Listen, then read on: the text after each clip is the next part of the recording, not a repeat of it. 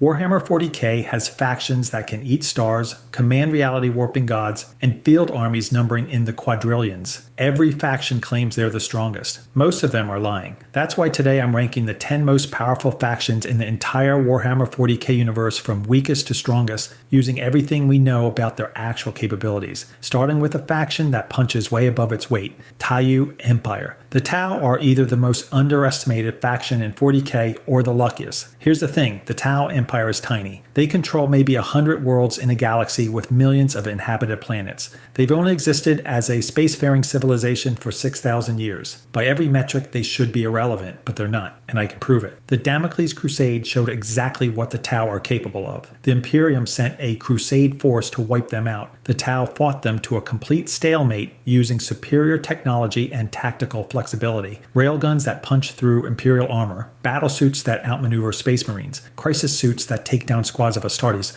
The Imperium only survived because a Tyranid hive fleet showed up.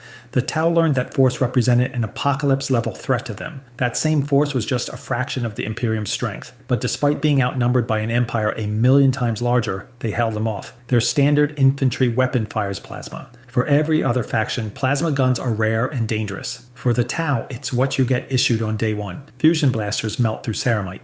Ion cannons obliterate heavy armor, and their technology actually progresses. But here's the problem. The ethereals rule them through what appears to be psychic control. When an ethereal dies, nearby Tau literally panic. The entire species might be biologically enslaved. They also have zero warp presence, making them blind to chaos and vulnerable to corruption. The Tau could become a galactic superpower if they survive. Every other faction on this list could eradicate them if they dedicated resources to it. They're only alive because everyone else is too busy fighting. At least they're trying to progress, unlike the next faction. Leagues of Votann. The Leagues of Votann are space dwarves with supercomputers who survived the Dark Age of technology. These are descendants of humanity's mining colonies from the Dark Age. While everyone else descended into barbarism, the Leagues kept their technology. They live in the galactic core where stars are packed so densely that warp travel is impossible. This isolation saved them from everything. The Leagues organize around ancestor cores, massive AI supercomputers containing knowledge of thousands of generations. These Votann guide their civilization and make them the most technologically stable faction. Not the most advanced, but the most stable. Their tech doesn't break randomly. Their military is serious. Kin warriors in exo armor rival Space Marines with better equipment. Ion weapons strip molecular bonds. Conversion beamers hit exponentially harder at range. Hearthguard wield weapons that crack Imperial Knights, all maintained with actual engineering instead of prayer. But numbers are the problem. The Leagues control maybe a few hundred worlds. They're strong individually and well equipped, but small. They don't have population to field galaxy-conquering armies. They don't expand aggressively because they're miners, not conquerors. When Leagues deploy, they're devastating. Small elite forces accomplish objectives with brutal efficiency. They fought the Imperium, Orcs, and Tyranids successfully. But they can't be everywhere. They can't stop Hive fleets or Black Crusades. The Leagues are the most rational faction in 40k. They're practical enough to know they can't take on the big players. They pick fights carefully and defend territory fiercely. Smart for survival. Terrible for dominance. But at least they're not dying like the next faction, Eldari. The Eldari once ruled the galaxy for millions of years. Now they're dying. Before humanity existed, the Eldari Empire dominated the stars with technology and psychic mastery that made them invincible. Every Eldari is a psyker. They shaped reality with thought. They built the webway for instant travel anywhere. They lived for thousands of years. Then they got bored. And when gods get bored, bad things happen. The Eldari fell into hedonism so extreme it birthed Slaanesh, a chaos god. She Who Thirsts murdered 99% of their species instantly. The psychic shockwave created the Eye of Terror. A god's birth literally tore reality apart. Craftworld Eldari float on ships the size of continents. They follow rigid discipline to avoid feeding Slaanesh. Aspect warriors embody war gods. Farseers see the future. Wraithguard constructs piloted by souls stored in spirit stones. They're fast, precise, and deadly, but there aren't enough. Every death is a tragedy because they can't replace numbers. When they die, Slaanesh claims their soul unless it's caught in a soul stone. They fight knowing loss means extinction. The Drukhari took a different approach. They hide in Kamaral, a webway city where Slaanesh can't fully reach. They raid for slaves to torture because inflicting suffering temporarily feeds their souls and keeps Slaanesh away. Faster and crueler stronger than Craftworld Eldari, raiders that appear, steal thousands, and vanish. The Eldari have technology the Imperium can't comprehend, weapons that crack atoms, ships that dance through reality, but it means nothing because they're dying. Craftworlds fall to Tyranids. Cabals collapse in civil wars. Slaanesh grows stronger. The Eldari are powerful individually. As a species, they're doomed. At least they're trying to survive tactically instead of screaming and charging like the next faction, Orcs. Orcs are the most successful species in 40k and nobody admits it. Orcs were biologically engineered by the Old Ones as weapons during the war in Heaven 60 million years ago. Self-replicating through spores, getting stronger based on combat. Reality-warping psychic fields powered by belief. Essentially unkillable because killing one spreads more spores. Modern Orcs are degraded versions of Kroorks. They're weaker than their ancestors. And they still threaten the galaxy. Orcs are everywhere. Every planet has orcs. You cannot kill them all because they reproduce through spores. One orc landing means that planet has an orc problem forever. Exterminatus doesn't always work if spores escaped. They also get stronger the more they fight. War bosses reach the size of dreadnoughts. The biggest orcs go toe-to-toe with Primarchs. Gaztkul Thraka is an apocalypse-level threat that required multiple Space Marine chapters to slow down. He's conquered hundreds of worlds. His fleets number billions of ships. Orc technology shouldn't work, but does because they believe it works. Daka guns fire more bullets than they hold. Trucks held together with scrap. Gargants the size of Titans operate through conviction. When enough orcs believe something works, reality adjusts. The effect means orcs fighting together generate a psychic field, making them collectively stronger, faster, and luckier. Millions of orcs believing they're invincible makes them harder to kill. The Octarius War proved orcs fighting Tyranids makes both sides stronger forever. Orcs control more territory than anyone except maybe the Imperium. They outnumber humanity significantly. They've nearly destroyed the Imperium multiple times. The beast nearly conquered Terra. If orcs unified under one war boss, they would win. But they won't because fighting is the point. At least they're honest. The next faction pretends faith and toasters are a personality. Adeptus Mechanicus. The Adeptus Mechanicus controls every weapon, vehicle, ship, and technology in the Imperium. That makes them terrifying. The Mechanicus is not part of the Imperium. They're allies. The Treaty of Mars established them as independent. They cooperate but maintain autonomy over Forge worlds, military forces, and technology. The Emperor made this deal because he needed their manufacturing. The Mechanicus worships technology as divine. Tech priests replace flesh with cybernetics until barely human. Skitarii soldiers with machine reflexes. Cataphren servitors that are lobotomized humans fused to tank treads. Castellan robots firing phosphor weapons. Dune crawlers mounting neutron lasers. And Titans. Titans are god machines. Knights stand tall as buildings. Warhound Titans level cities. Reaver Titans carry plasma weapons vaporizing fortress walls. Warlord Titans mount volcano cannons cracking continents. Emperor-class Titans are mobile fortresses. The Mechanicus has thousands of Titans across hundreds of Forge worlds. The Mechanicus controls the Imperium's production. Every lasgun, bolt round, ship component comes from Forge worlds. If they stop supplying the Guard would collapse. If they stop maintaining Space Marine equipment, chapters would fail. They have that leverage. The Mechanicus has been hoarding technology for 10,000 years. Secret vaults containing Dark Age tech that could revolutionize warfare. Experimental weapons, forbidden research. Some Forge worlds have technology rivaling Necrons. They don't share it because innovation is heresy. That mentality kills them. They understand less with every generation. They pray to machines instead of repairing properly. Sacred oils and incense instead of diagnostics. They've regressed from brilliant scientists to religious zealots. The Dark Mechanicum proves what they could be. Tech priests who embrace chaos have no experimentation limits. They create demon engines. They build weapons the Imperium calls heretical because they're too effective. The Mechanicus could shut down the Imperium if they unified. They have military strength, technology, and production. They choose not to because fractured leadership prevents it. At least they have organization, unlike the next faction that drowns enemies in bodies. Astra Militarum. The Imperial Guard is humanity's greatest military achievement. Trillions of soldiers, millions of regiments, the hammer of the Emperor. Every world pays a tithe in soldiers. Millions of planets contribute millions of soldiers. Conservative estimates put total Guard strength at several quadrillion soldiers deployed. That's not counting planetary defense forces. The average Guardsman has a flak jacket, a lasgun, and training that teaches them to die for the Emperor. No genetic enhancements, no power armor, just a regular human-facing orcs that can rip them apart, Tyranids that will eat them, chaos demons that will torture their soul, and Necrons that can't die. Life expectancy is 15 hours from deployment. You get off the transport and you die. 10,000 more Guardsmen replace you instantly. The Guard wins through attrition measured in lives per inch of ground. But here's what makes them powerful. Specialization. Cadian shock troops were the finest before Cadia fell. Catachan jungle fighters are Rambo times 1,000. Death Corps of Krieg are clones bred for suicidal trench warfare. Tempestus Scions are elite special forces matching Space Marines in skill. The Guard has quantity of equipment. Lehman Russ battle tanks numbered in billions. Basilisk artillery leveling fortress walls from kilometers. Hydra platforms mounting quad autocannons. Hellhounds spraying promethium. Baneblades surviving multiple railgun shots. When the Guard deploys armor, thousands of tanks simultaneously. They fight 99% of the Imperium's wars, not Space Marines, the Guard. Space Marines are deployed for critical missions. The Guard fights the endless meat grinder holding territory, defending supply lines, occupying conquered worlds. The Guard beats Chaos Cultists. They beat Orcs in prolonged campaigns. They beat Tau when numbers overwhelm. They've held off Tyranid splinter fleets. Regular humans fighting gods with flashlights and bayonets. If you remove the Imperial Guard, the Imperium would collapse immediately. Space Marines can't hold territory. The Navy can't occupy planets. The Guard does everything by drowning enemies in bodies. At least they have numbers. The next faction has quality. Space Marines. Space Marines are walking tanks that can fight for centuries. That confidence makes them the most dangerous baseline military force in the galaxy.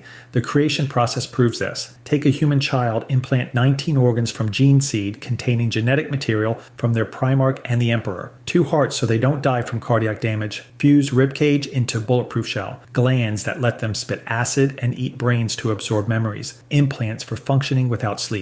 Modifications making them grow 7 feet tall with muscles like steel. Then wrap them in power armor. Ceramite plating withstanding anti-tank weapons. Sealed environments for space or underwater.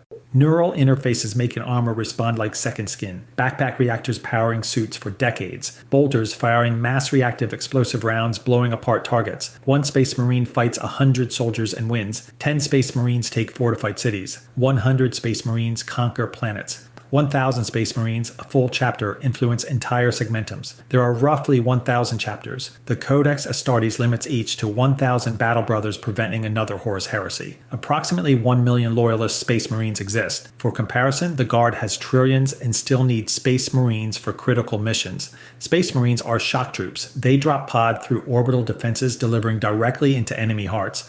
They teleport onto enemy ships. They use jump packs flying across battlefields. They fight demons in the warp. They hold lines against Tyranid swarms. They face Necron warriors and win. Each chapter has unique traits. Blood Angels are faster but suffer psychic rage. Space Wolves are larger with wolf-like features. Ultramarines follow the Codex tactically. Imperial Fists master siege warfare. Salamanders are tougher using flame weapons. Space Marines can live thousands of years if they don't die. Dante is over 1,500 years old. Bjorn fought during the Horus Heresy 10,000 years ago and still fights as a dreadnought.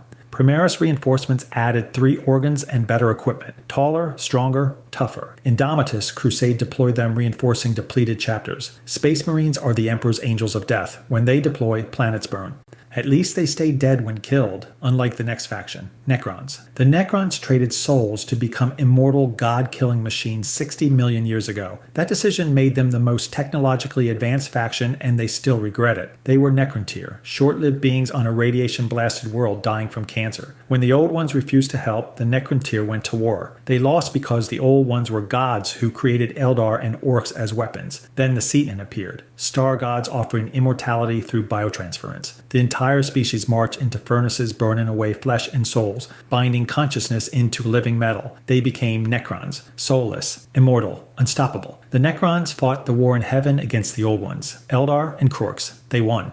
The Cetans shattered the Old One's empire. The Necrons shattered the Cetan as revenge and imprisoned the shards as weapons. Then they slept 60 million years. Now they're waking. Necron warriors are reanimation protocols incarnate. Shoot one and it gets up. Kill it and it teleports back for repairs. Blow up the tomb world and consciousness transfers to backup. You cannot permanently kill Necrons without destroying every tomb simultaneously.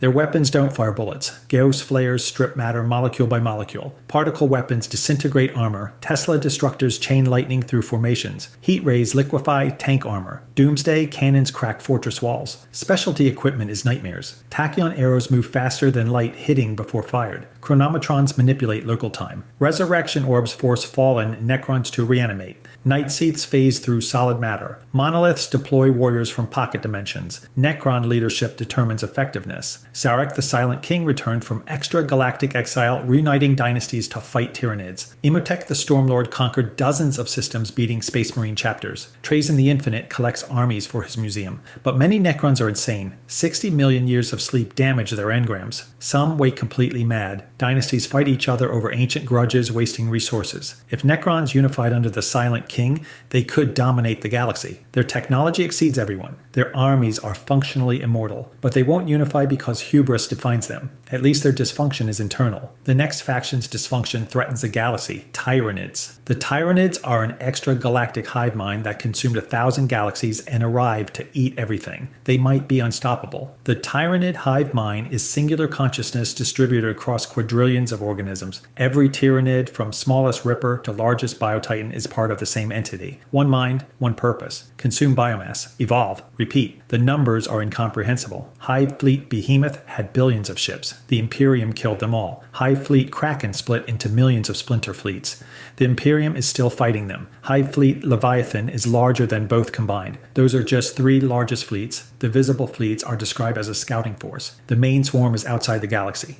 The shadow in the warp expands as more hive fleets approach. Tyranids consume so much biomass that approaching swarms outnumber everything currently fighting. Tyranids adapt. Every battle they analyze enemy tactics and biology. They consume genetic material, incorporating useful traits into new organisms. Termagants evolve acid spit for space marine armor. Carnifexes evolve thicker carapaces against tanks. Hive tyrants develop anti-psychic abilities. They learn faster than any faction deploys new tactics. Their weapons are biological nightmares. Devourers fire flesh-boring beetles eating targets from inside. Barbed stranglers launch seeds growing into strangling vines within seconds. Venom cannons spray hypertoxic acid, melting ceramite. Rupture cannons fire living ammunition. Bioplasma burns hotter than melter weapons. All grown from biomass and replaced instantly. The Octarius War proved their danger. Cryptmen pushed a hive fleet into an orc empire thinking they would destroy each other. Both factions grew stronger. Orcs fighting Tyranids became larger. Tyranids consuming orcs adapted their genetics. The war created super orcs and super Tyranids spreading to nearby systems. Tyranids have no technology to destroy, no infrastructure to collapse, no morale to break. You can't negotiate with hunger. The only way to stop them is killing every organism. Miss one and it eventually spawns enough Tyranids to threaten the sector. Planets consumed or stripped completely. Atmosphere absorbed. Oceans drunk. Biomass dissolved into genetic soup pumped into hive ships. The planet becomes lifeless rock. The Imperium can't stop them. Nobody can. The only faction that might is Chaos because demons can't be eaten. The Tyranids are the great devourer consuming the galaxy bite by bite. But at least they're honest. The next faction wants to end reality. Chaos. Chaos is the combined forces of 4 chaos gods who feed on every negative emotion and command infinite demon armies from the warp. They've already won, repeatedly. The chaos gods are eternal. Khorne feeds on violence. Tzeentch feeds on ambition. Nurgle feeds on despair. Slaanesh feeds on excess. Every murder strengthens Khorne. Every scheme strengthens Tzeentch. Every disease strengthens Nurgle. Every indulgence strengthens Slaanesh. In a galaxy of only war, those emotions are infinite. The Horus Heresy proved what chaos can do. The Emperor created Primarchs and united humanity.